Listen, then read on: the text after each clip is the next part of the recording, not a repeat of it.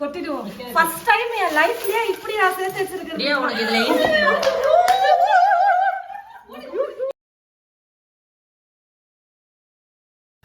Hi hello friends, எல்லாரும் எப்படி இருக்கீங்க? ஸ்டார்ட். ஹலோ, எல்லாரும் எப்படி இருக்கீங்க? சுத்திலைகள் வச்சுட்டு பேசுவோம். நான் வந்து பாத்தீங்கன்னா ஒரு உண்டியல ரொம்ப நாளா 2 வருஷமா நினைக்கிறேன். ஆமா தானே, எப்போ ஞாபகம் இல்லை, ஆனா 1 வருஷத்துக்கு மேல. எங்க வாங்கினேன்? கோயம்புத்தூர் வந்து தான் வாங்கினியா? நாங்க 3 பேரும் தான் போயிருந்தோம். நான் வந்தனா? நீதான் கூட்டு போன. ஆனா 1 வருஷத்துக்கு மேல ஆயிடுச்சு. 2 வருஷம் இருக்கும். கவுண்டம்பாளையத்துல வாங்குனீங்களா?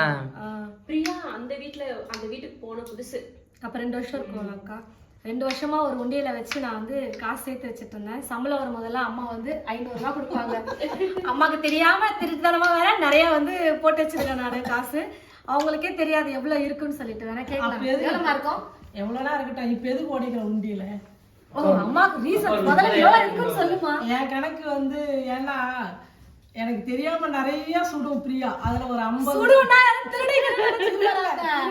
சேமிப்பு எது கொடுத்தாலும் அதை சேர்த்து வைக்க, எதுவுமே வாங்காத. அப்படி ஒரு 50,000 ரூபாய் இருக்கும். 30,000 நீ ஏழமா விடுறேன்.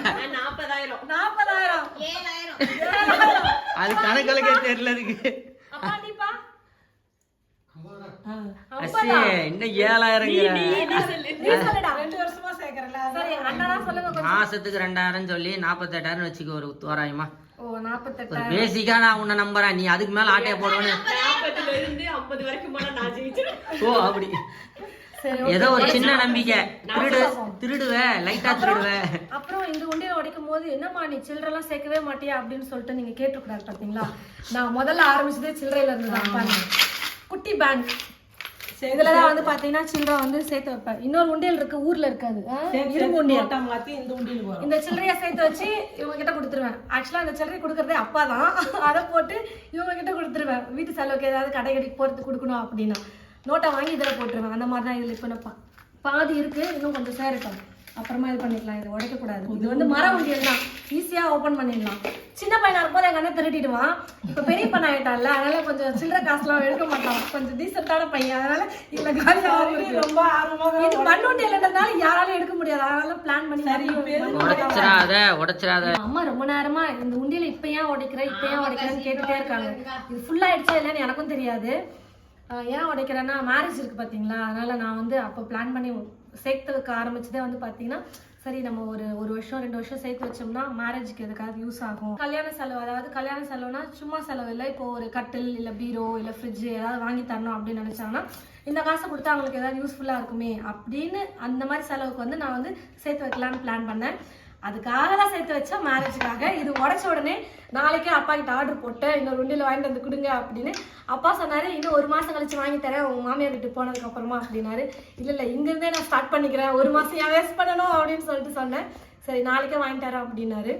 இந்த உண்டியல் வந்து 150 ரூபாய் நான் வாங்கினப்போ. இப்போ உடைக்க கொஞ்சம் மனசு கஷ்டமா பேசிக்கிட்டே இருக்கேன். சீக்கிரம் உடைக்கமா வராங்க எல்லாரும் சேர்ந்து உடைக்கிறது. ஆமா, உடைச்சிட்டு அந்த காசுல இருந்து மறுபடியும் புது உண்டியல் வாங்கிக்கோ. நீங்க தூக்கி போட்டு உடைக்கலாம் நினைக்கிறேன். டைல்ஸ் உடைஞ்சிரும். அப்புறம் ஓனர் சம்பளம் வந்துருவாரு. ஓபன் இருக்குல அதுல இருந்து நல்லா போடு. நல்லா பட்டு உடைக்கா. அப்படி உடைங்க. யாரா இன்னும் எல்லாம் 500 ரூபா தாங்குது. ஆமா 500 ஒண்ணு. தங்கள் வீட்டில் 10 ரூபா நோட்டு 20 ரூபா நோட்டுல இருக்கா? அப்படிதான் 100 ரூபாய் 200 ரூபாய் இருக்குமா, 50 ரூபாய் இதெல்லாம் கொடுத்துமா உனக்கு சில்லறை வேணுமா இந்தாங்க பிடிங்க அப்படின்னு சொல்லிட்டு 500 வாங்கிடுவேன். என்னமா எவ்வளவு சொல்லணுமா? கண்டிப்பா நீ ஆட்டைய போட்ட மணி தானே இது சேமிப்பு. ஆமா இத நான் சேமிப்புன்னு சொல்லவா இல்ல ஆட்டைய போட்டது சொல்லவா? சேமிப்புடா, கஷ்டப்பட்டு சேர்த்துச்சு. இப்படி எல்லாம் வேற சேர்த்து மொத்தமா போட்டுருக்கா. 500 மட்டும் இல்லடா, கொட்டிடுவோம். ஃபர்ஸ்ட் டைம் என் லைஃப்லயே இப்படி நான் சேர்த்து வச்சிருக்கேன். ஏன் உனக்கு இதுல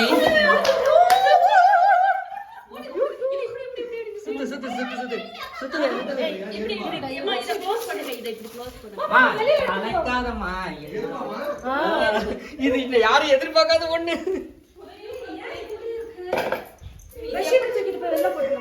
இது பெரிய ட்விஸ்டா டேய். அம்மா இங்க ஏமா வச்ச? அம்மா கடிக்கிற எறும்புமா. பிரியா என்ன என்ன ஃபீலிங்க? கஷ்டப்பட்டு சேர்த்து வச்சேன். பணத்தோட சேர்த்து எறும்பையும் சேர்த்து வச்சிருக்க பத்தியா வீட்டுக்குள்ள. நான் என்னடா பண்ணேன்? ஆனா இவ்வளவு எறும்பு ஒன்னா பார்த்தது நானே தான் ஃபர்ஸ்ட் டைம். அது பெரிய எறும்பு. வாங்காத பிரியா மண்ணு இல்ல. மண் உண்டியல்னாலதான் அப்படி ஆச்சா? ஆமா இருக்கலாம். மண்ணு இருக்கு. அது அதெல்லாம் சீக்கிரம் சில்லறைக்கு மட்டும் தான் டக்கு நிறைஞ்சு உடச்சணும். இது கிட்டத்தட்ட 2 வருஷங்க இதெல்லாம் ஓவர். அது இப்பதான் பிடிச்சிருக்கு. அது அந்த பூச்சி விடாம எடுத்துட்டு இருக்கு. எல்லாரும் பயந்துன்னு அழகா என்ன வேண்டிய காசு. எவ்வளவு எக்ஸைட்மெண்டா இருந்தேன். உண்டியில உடைக்கலான்னு பிளான் பண்ணதுல மதியத்துல இருந்து குதிச்சிட்டு இருக்கேன். சீக்கிரம் எடுக்கலாம்டா சீக்கிரம் எடுக்கலாம்னு. ஈவினிங் ஆயிடுச்சு. மதியத்துல இருந்து நான் வந்து கத்திக்கிட்டே இருந்தேன். எறும்பு நசுக்கிறதுல ஒரு மாதிரி லிக்விட் மாதிரி இருக்கு.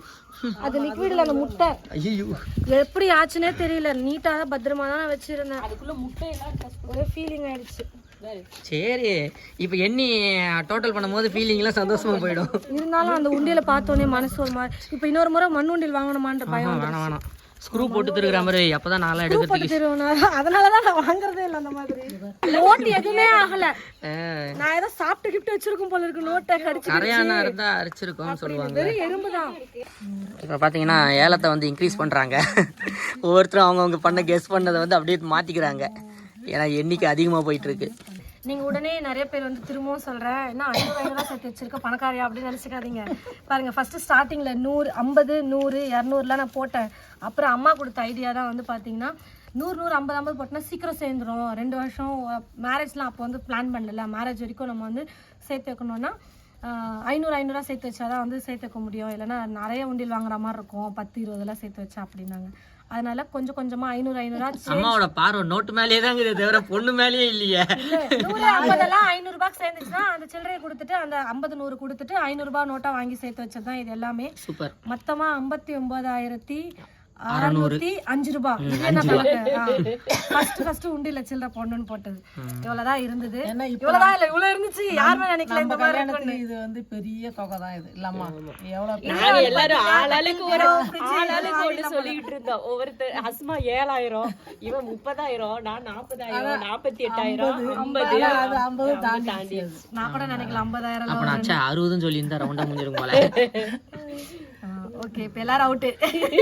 கடைசில ஒருத்தர் ரொம்ப தேங்க்ஸ் பிரியா. அம்மாக்கு ஒரு அளவுக்கு கொஞ்சம் சேர்த்து இவங்க முன்னாடி பிரிச்சுதா தப்பா வச்சு போல இருக்கு. இப்போ கொஞ்சம் 5-10 ஆட்டை இல்ல முன்னாடி தனியா நீ ஆல்ரெடியே நீ ஆல்ரெடியே ஆட்டையை போட்டு தான் சேர்த்து வச்சேன்னியாமா. இதுல எண்ணும் போது ஆட்டையை போட்டு சேர்த்து வைப்பியா நீ தனியா?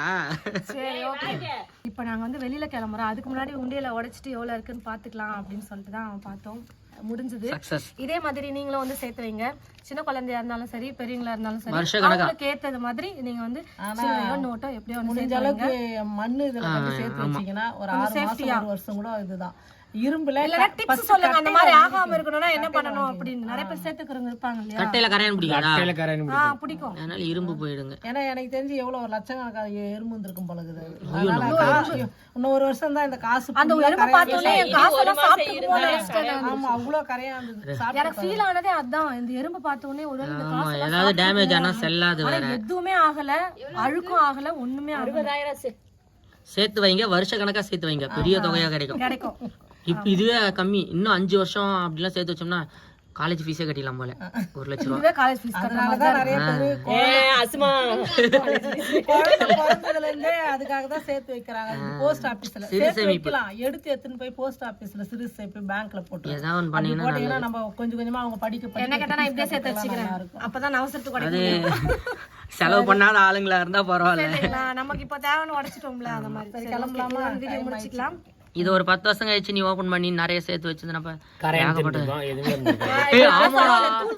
ஆமா. நியூஸ்ல கூட ஒரு பாட்டிக்கு அப்படிதான் சேர்த்து வச்சு கரையான் சாப்பிட்டுருச்சு போனோம் அப்படின்னு நியூஸ்ல போட்டாங்க. பாவம்.